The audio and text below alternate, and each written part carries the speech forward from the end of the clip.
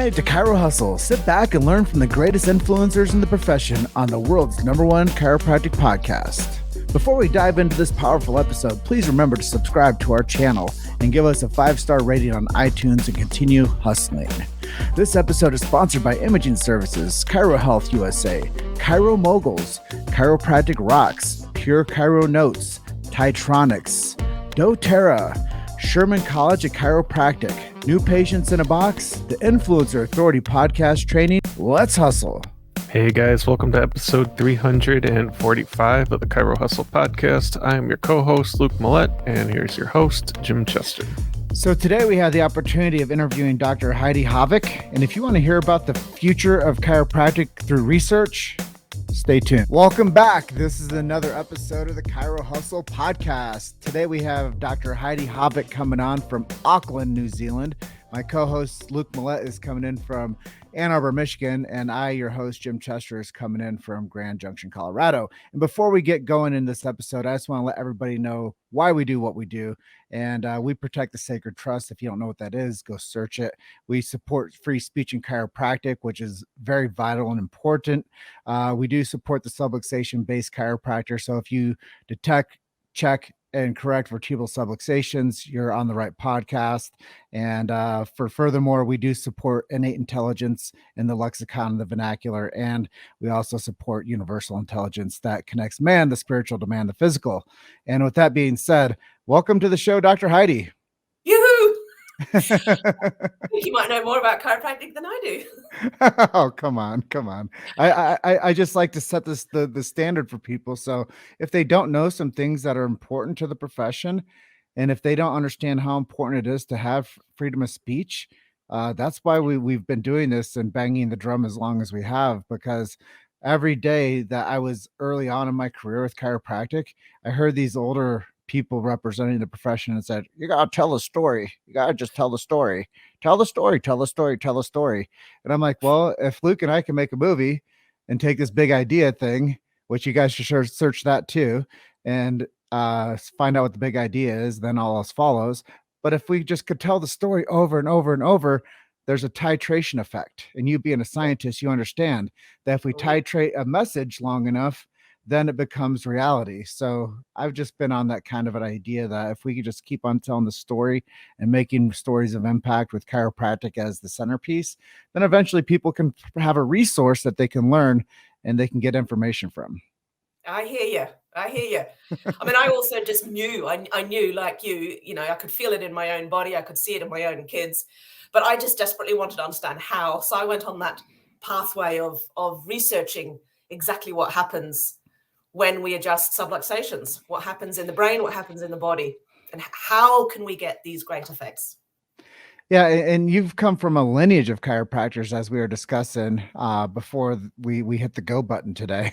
Yeah, I know. Yeah, my great-grandfather was one of the first 1,000 chiropractors to ever graduate from Palmer College. So he was there in BJ's days. I mean, it's quite remarkable because he came from New Zealand, so he had to go on a boat, which took about 3 months. And then he was there for I think it was 2 years back then. So, you know, he left my grandmother when she was a little girl, because I think she'd just been born. And then he went over, studied chiropractic, and then came back to New Zealand to practice. I mean, it's amazing, really. What a journey. I just about fainted first time I went to Palmer College. You know, it was like a pilgrimage for me, you know. Well, that actually leads us into our first question. Tell us your chiropractic story and what was the impetus behind you wanting to become a chiropractor in the first place? Well, I obviously have it in my genes. I think I was kind of destined to do this, but you know, I really only went out to New Zealand because I'm half Norwegian, half New Zealand, and although I was born in New Zealand, I grew up in Norway. But I was always fascinated by New Zealand, so I went to New Zealand as a 20-year-old for like a 6-month visit. And so, but when I landed, like literally as the plane was landing, I knew I was not leaving this country. Can't tell you why, but it's just one of those gut feelings. I wasn't going anywhere. And that's when I found out about the New Zealand College of Chiropractic, because it literally just started when I got there in 94. And I applied to get in. So I was going to go back to Norway and study either medicine or psychology, or, you know, I was back in, I'd gotten into Oslo University. But yeah, I ended up studying chiropractic. My uncle and aunt in New Zealand were both chiropractors. I didn't really know what chiropractic was. My dad's a medical doctor, so that was so I've had like the chiropractic family, but I've also got this medical background in my family. So I didn't really know what chiropractic truly was at the time, but I just think I was destined to do what I did. Absolutely loved it as soon as I started at the college.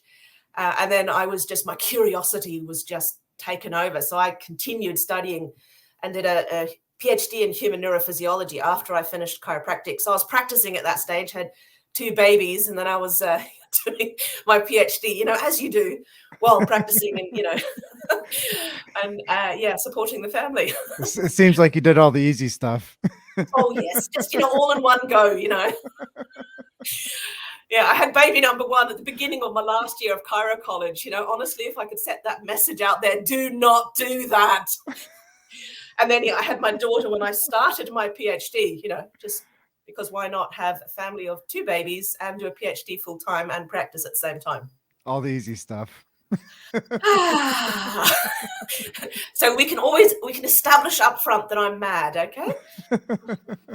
And what would you say are some of your favorite ways to get new patients scheduled in the door? Well, I don't really practice as much anymore. I tend to adjust our patients that come and participate in research, because my full-time role since about 2006 is I'm the Vice President of Research at the New Zealand College of Chiropractic. So all things science and research at the college, it falls on my shoulders. And we've set up a Centre for Chiropractic Research, and we've been exploring what a vertebral subluxation is, what happens in the spine and in the brain when we adjust subluxations, and how this impacts our health and our function and our well-being. So I don't necessarily schedule people to see me privately. I schedule people to come in and have their brains explored and their muscles. And so yeah, it's a little bit different. So talk to me a little bit about what that looks like when somebody comes over and says, yeah, I want Dr. Heidi and her team to work with me. How does that work? Well, normally we put out an ask. So we say, we've got this study going at the moment. And normally that's me running around to the students at the college going, hey, I need males or I need females, and I need them to be, this, that, and the other thing. And then so if you fit the criteria for our study, then we get you to come along. And obviously there's a lot of informed consent and ethical approvals and all that kind of stuff that's done up front. And so when I'm adjusting people, they've normally got leads coming out of their heads, or, we've done pelvic floor studies. So there's leads coming out of vaginas. Not sure if I can say those words on podcasts, but, honestly, it's kind of weird, because, you've got to have your scientist hat on to get the best possible data. And then you've got to take that science hat on and put your chiropractic hat on and try and look at them as human beings and ignore all the leads and everything coming off them. But it's the only way we're going to truly understand the real impact that we have. And so to me, it's very, very exciting. And I think I have it down to fine art, switching hats. So over your time of doing this, I'm sure you've seen a lot of cases, and what are you most excited about that you've either experienced as a scientist or you've experienced as a chiropractor, and what have you built upon that? One of the most exciting latest findings, because just to give you an overall of what we have found over the last 20 years, is that a subluxation seems to make it harder for your brain to accurately perceive what's going on inside your body and the world around you. So you can be more clumsy, you might not be adapting appropriately, so your resilience might be a little bit lower, you might not be able to control your bodily functions appropriately, your coordination might not be ideal. So in many different ways, when you're subluxated, it impacts how your brain can perceive what's going on in your body, and therefore how it can respond to both internal and external cues. But the most exciting finding that we've found was only a few years ago when we're in a hospital setting in Denmark. Again, this is one of those leads all coming out of everywhere. But what we found there was that when we adjust subluxations, the key part of the brain we impact is called the prefrontal cortex, which is this part of the brain right behind your forehead. So what we're following up on right now is a very large clinical trial. Well, we're trying to raise money to do this large clinical trial because the prefrontal cortex has multiple really important functions. So normally in a healthy person with a healthy functioning prefrontal cortex, it controls our mood, our emotions, our mental health. It's really important for our movement coordination. It's important for balancing the autonomic nervous system so that you don't get stuck in fight and flight, and you can actually activate your parasympathetic nervous system, which is your healing, relaxing, digesting part of the nervous system. It impacts our hypothalamus, pituitary, adrenal, hormonal stress axis. So we know, the amount of cortisol and adrenaline you've got in your body, it impacts that. It's vital for your immune system. And I don't know if you've, ever experienced that yourself. A lot of people that go and see chiropractors, they just don't seem to get sick, right? So, we suddenly sort of fallen upon this part of the brain that may well explain all of those amazing benefits. It's even your executive functions. It's literally the seat of your intelligence. So it's the part of the brain that actually makes you who you are, and how you experience your reality seems to be changed when we adjust people. So what I really want to do now is obviously literally do this big randomized control trial to explore which of those functions change in people over 12 weeks. So that's the latest super exciting study we're on. So preemptively, can we just share with people a resource that if they want to support you in your mission and vision for the study, how they can reach out and help you? Yes. So it's, do I even know the website? I come prepared. Can I send it to you afterwards, Jim? Absolutely. I think it's researchchiropractic.ac.nz, but I'll send you the link.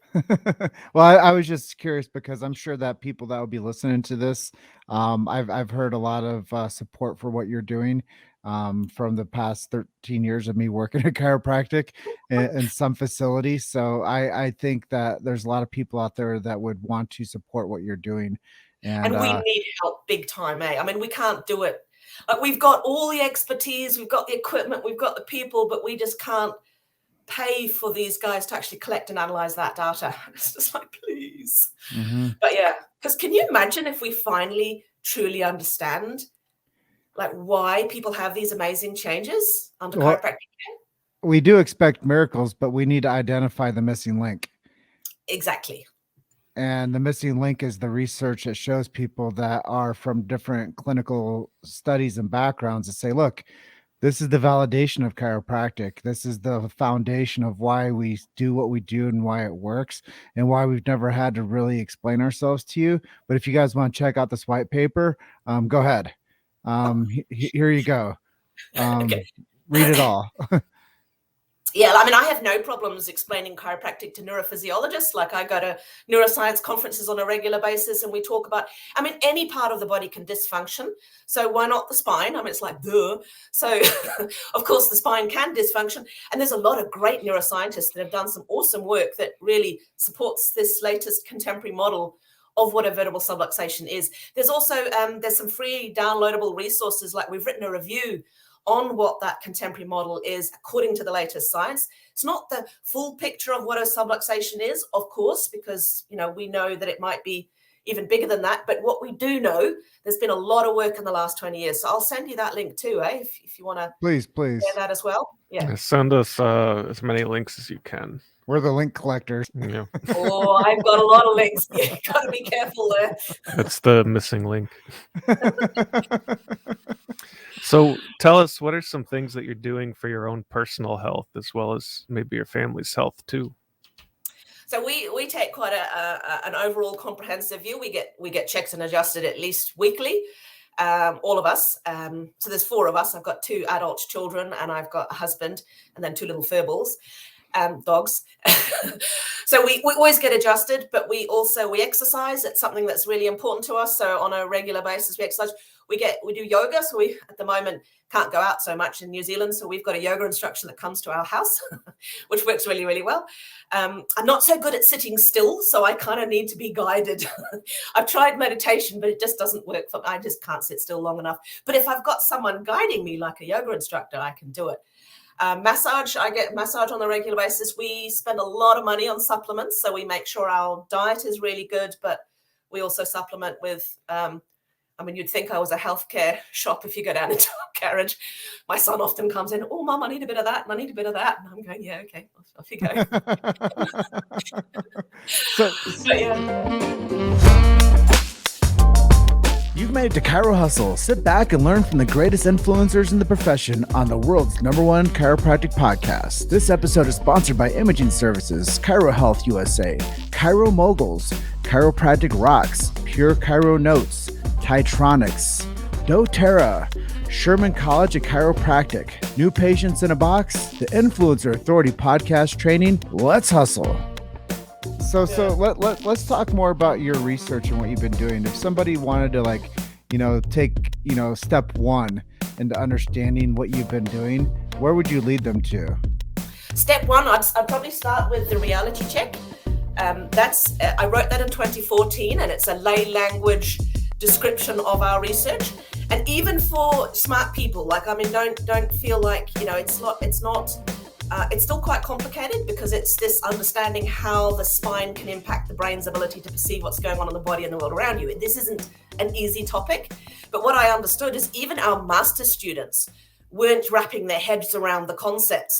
But once I wrote that book, we tend to give it out to our master students as they start so that they get the big idea of what it is that we're exploring. Because as scientists, of course, we can only push the boundaries of existing knowledge one little step at a time, whereas the chiropractic idea is sort of in the next room, if not the next planet. It's quite far out there, right? But you've got to take people from, this is how we understand science today, this is what these latest steps have shown us, and then we move from there. That's kind of the world of science. But that reality check, it's on Amazon, it's on HeidiHaavik.com. I think we have a shop there. That's probably the best place to start. But there are, not that that's a lot, but there are there's those free research articles, but they are a bit more complicated. But Gotcha. They are free. So if you wanted to start there, feel free, and I'll send you those links. Yeah, that's kind of what I was hoping for, is to see where we could start people out with some training wheels. And if they want to go sprinting as fast as they can, you'll have more resources for them.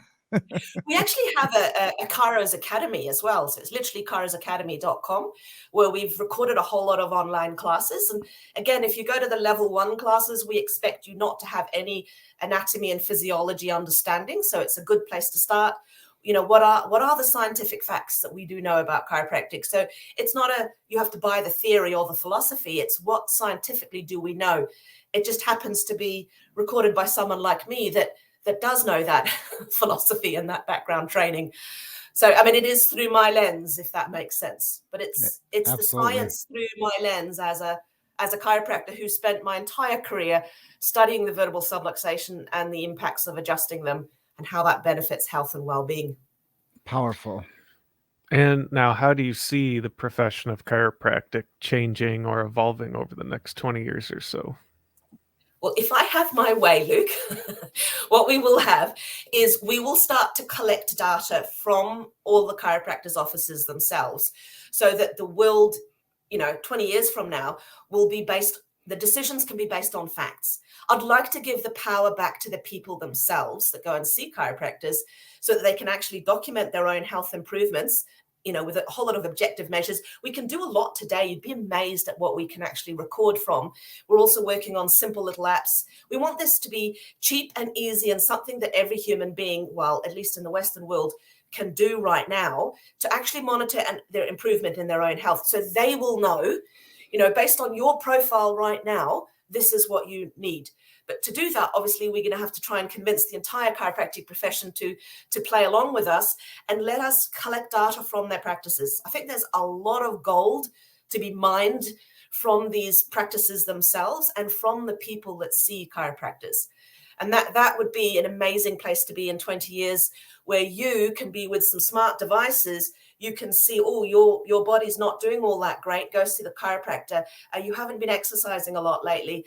You might need to change your diet a little bit. I think you're stressing a little bit. Maybe you have a meditation session or some yoga. We're starting down that track right now. But what I'd like to get to is having all that data from the chiropractic practices, so we can also see what kind of care do you need? How often should you be seen? For how long should you be seen? And that kind of thing, to get you back on track. and then a maintenance care program while, to maintain those that healthy function.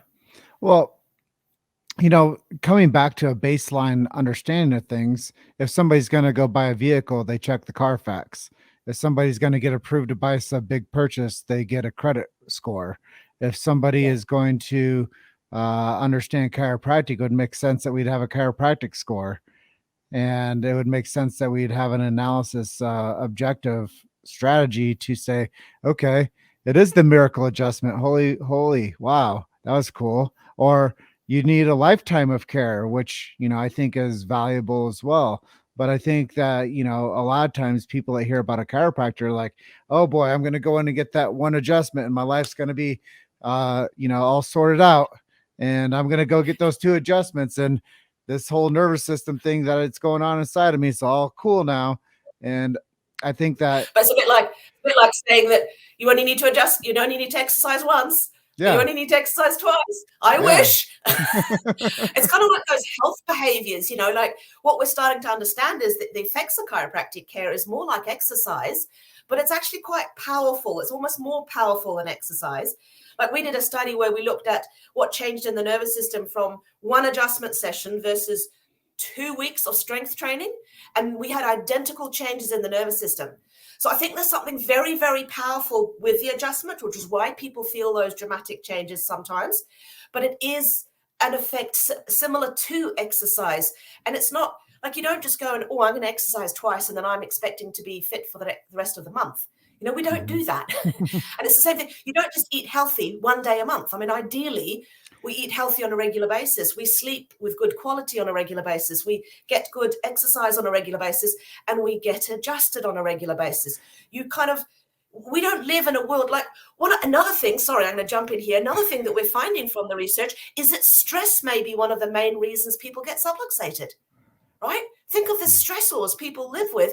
You don't live in a vacuum. So yeah, you get adjusted, but if you're in a very stressful situation, you could get subluxated again within like 20 minutes. So, it's not something that just one magical adjustment is going to shift and change.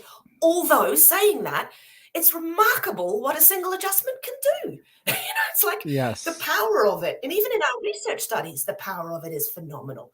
But I think it's because you switch on that connection between your body's intelligence, and it knows what to do. So you just clear it up, and it's remarkable what can happen. I'm getting goosebumps. Well, I think it goes back to the idea of, coming from a consumer perspective. The consumer's like, well, why wouldn't I just go get one adjustment? And then they're like, the recommendation from the DC is like, well, you need to come in for 3 months. And then the consumer's like, well, I thought I was just going to come for this one thing and I was all good. So I think it comes down to the communication, catching up with the research, catching up with the marketing and the media perspective of what chiropractic is doing and where it's going. And that will have a profound impact on the next 20 years.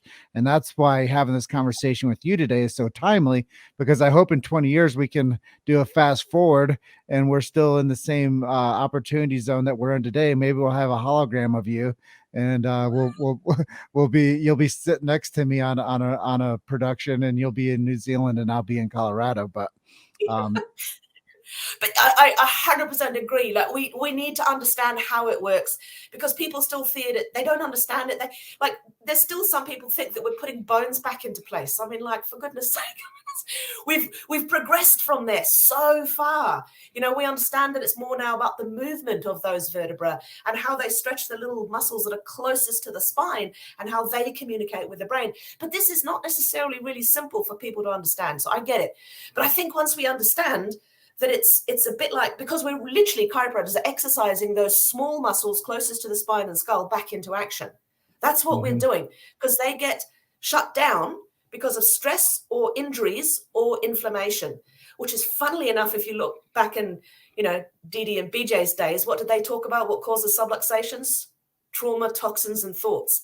Well, funnily enough, the dude was, according to science today, he was right. But we just have slightly different words for it, Unbelievable. 125 years later, Dr. Heidi, we have technology now.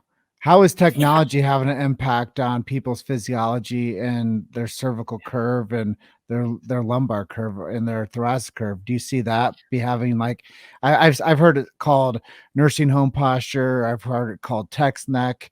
I've heard it called digital dementia. Yeah. What have you seen Yeah. happening with technology in the spine? Yeah, well, think about that head. It's as heavy as a bowling ball, right? And a lot of us nowadays have got our head down because we're Mm. on some sort of device. It is really bad. It just puts so much pressure on those tissues. And again, if why those little muscles are so important is they're like the eyes and the spine. That's what tells your brain what's going on there. If they've been switched off or they're dealing with this constant pressure, it's bound to be a problem down the track. Especially, I think it's really important that we make sure our kids are not hanging their heads all day long. Think about it, because again, it's a cumulative thing. It's a bit like the straws building up on the camel's back, and then when you reach the 1,000th straw, that's when the camel's back break and you get symptoms. But think about the 1,000 straws that went before you get symptoms. No pain, no problem. But that's the chiro's thing, you see, that our role is to literally keep taking those straws off, but you can do a lot yourself. So if you make sure that your posture is better, and I'm hoping, again, technology will improve, because at the moment, technology is causing a lot of problems with that forward head posture. But I'm also hoping that technology will start to help us have a better posture. And the technology is, because it's not the technology that's bad, but it's how we're using it. We use a lot of technology in our research, and it's one of the most amazing things that we do. We've got some really, really smart bioengineers on our research team that help us use technology, so that we're using the absolute latest advances in technology to monitor and measure health in the brain and how it functions, and now, spinal function, and can we actually record how it moves. And so technology is not a bad thing, but it's how we use it, and we've got to be very careful. So, who have been some of your heroes or people who've inspired you to be who you are today? Chiropractic based or not chiropractors? I think Socrates is one of my absolute favorites, just the asking questions. I love his approach of asking questions. Not very good at listening to the answer, though, I must say. But another major person that's influenced me is Professor Bernadette Murphy. So she was one of the inaugural teachers at the New Zealand College of Chiropractic, because I was only the second year through that school. And she was our science teacher. So anything science was Bernadette Murphy. And she's such an amazing woman. I think the fact that she was a woman, a mother, a chiropractor, juggled all of those three things. And she lived just down the road from me. So I just adored the woman. So I bumped into her after I graduated from college, and that's at Auckland University, because funnily enough, I continued studying just because I have this curious mind. And she was the one that talked me into doing a PhD. I didn't even think I was smart enough to do a PhD. And she's going, "Oh, no, I remember you from Chiro College. Come study with me." And so I started doing neuroscience literally because of her. I would never be in this position if it wasn't for Bernadette Murphy. And we still collaborate today, like 27 years later. So she's a remarkable woman. We're probably the smartest women I know, other than my mother, I must say. She's also right up there. But yeah. Well, it's really cool to get to know you and to share your story with so many people that will watch our episode of Chirohustle podcast. I'm sure it will be one of the most listened to episodes that we've ever done. And I congratulate you on your efforts to work in the education world, the research world, and the chiropractic world at large. Our message with you today is so important. Vitalism is something that so many people have zero idea what it means. They can look up the word and it doesn't have a correlation with what they think about on a day-to-day. But when you talk about the eating right, the moving right, the massage, the yoga, the breathing, all this stuff takes it home and it delivers the chiropractic truth. And, I think that over time, we just need to continuously, what we opened up with is keep telling the story as much as we possibly can, and to be a megaphone for the beautiful profession of chiropractic, and building this amazing tapestry of story, bringing you upon that message and that journey with us. I just want to really thank you for being our guest today and just sharing so openly about what you've been working on and where you've come from over the past 27 years of being a clinician, writing books, and having a profound influence on this amazing profession. I don't think there's a circle that I walk into that doesn't respect the work that you produce. and that has used that really as a benchmark for how we're perpetuating the future of chiropractic. So thank you for taking the opportunity to be on our show today. And I know you've given us some resources for people to link into, and you'll send me another resource. But at this juncture, is there anything that we didn't ask you that you think would be important to share with our audience today before we say good morning to you over in New Zealand, which it's a Wednesday and it's a Tuesday for Luke and I? So is there anything that you feel like we should touch on before we say good morning and good night? Well, I'd love to just raise one final thing. There's a couple of ways that you can help. Like people think that I don't need any help, but we really, really genuinely do. There's some really large projects that we're hoping to be able to do. One of them is that prefrontal cortex randomized controlled trial, which we need to raise funds for. But another project that I'm also working on at the same time is this big united future of chiropractic plan in the US that's really exciting. And one of the key projects that we're working on through that is to create this big practice-based research network, this being able to collect that data from people's practices. And again, that's going to take even more money. So if anyone is able to, and it might not just be the chiropractors themselves, but it could be some very grateful patients out there. And if we can get a little bit from a lot of people, that's something that can really make a difference. So it'd be really wonderful if we could, if anyone out there is interested in helping. And I love you ending on the vitalism thing, because that's what we're discovering. Because vitalism to me is that being able to be self-aware, self-organize and self-control. And that's literally what we're finding in the research that we do when we adjust subluxation. So I love it. And where would people go if they want to donate?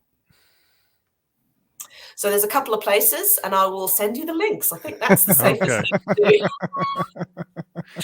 Thanks, though, Luke. All right. Well, Dr. Heidi, thank you very much for being our guest today. And we're going to close out now. Hope you have a good morning, and we are going to enjoy the rest of our afternoons.